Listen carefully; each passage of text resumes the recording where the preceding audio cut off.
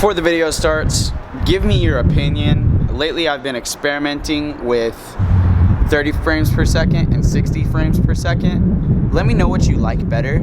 That way I can figure my shit out better so I can fix my shit. But yeah, let me know what you think of it. Enjoy the video. Don't mind me just parking like an asshole. I mean, it's kind of a spot. I want to talk about a topic that it's everything. It's a decision, it's a debate, it is a controversy in the car world entirely.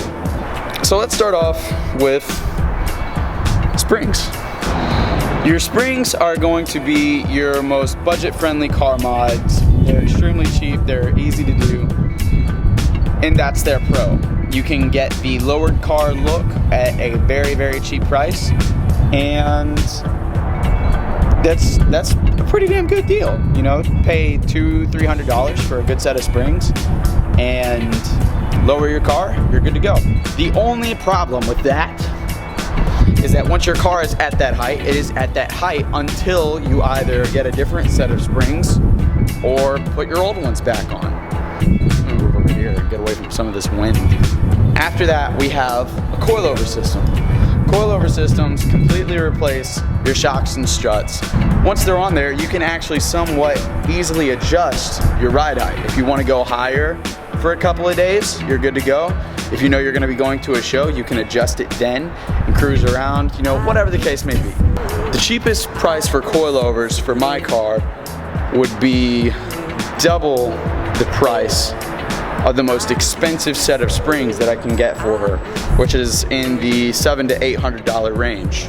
There's so many different sets of coilovers. Some of them you can change your dampening. I mean, they all change ride height, but others include stuff like dampening and all those other small details.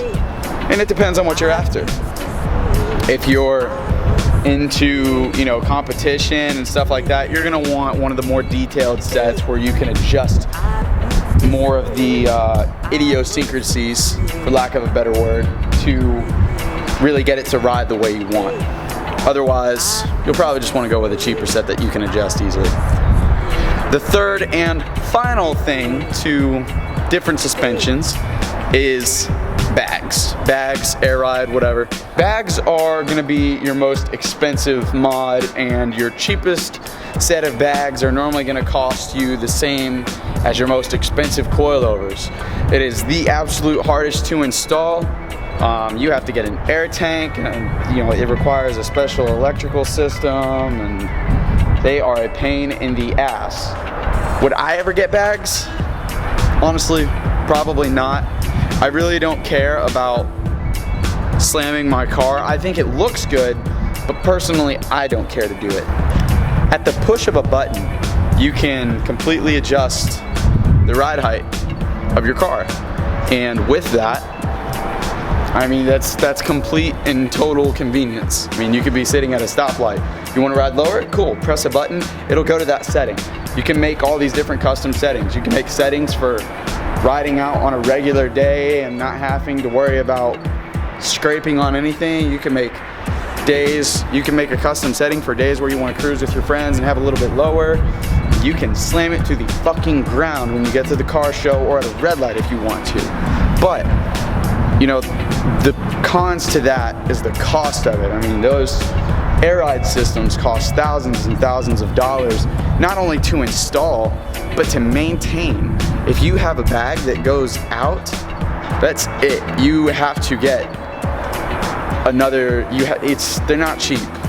That's more for people that have the money to also replace them if something goes wrong, because if something goes wrong and you don't have the money to replace one of those bags, you could be without a car. So I mean, you definitely have to watch it, especially if you do it to like a daily or something like that. You can really start to run into issues there. With springs, you've got a cheap mod. It's budget friendly, and you can get a really good look on your car at virtually the cost of nothing. But the only con is that once they're on there, they are on there, and the only way to change the height is to get a new set of springs with a different height or throw your old ones back on. You can't stretch them out. That's just stupid. It's coilovers. They work a whole lot better than springs. They're great for actual racing and stuff. And they have a whole lot more settings to them.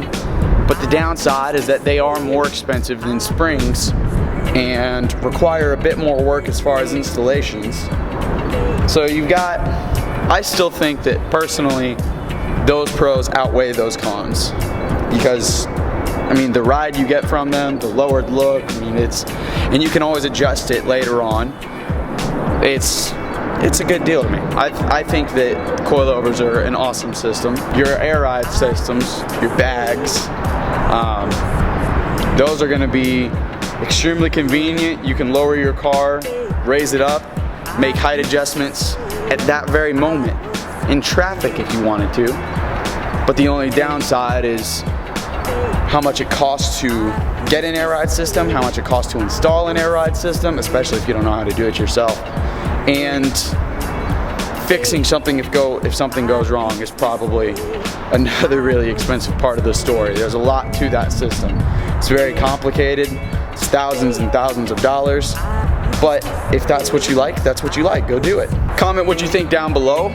Do you have one of these systems? Have you had multiple suspension systems? What's your opinion? Which do you think is best? Let me know down in the comment section below. Give this video a huge thumbs up if you liked it. Subscribe. Peace out, and I will see you next time.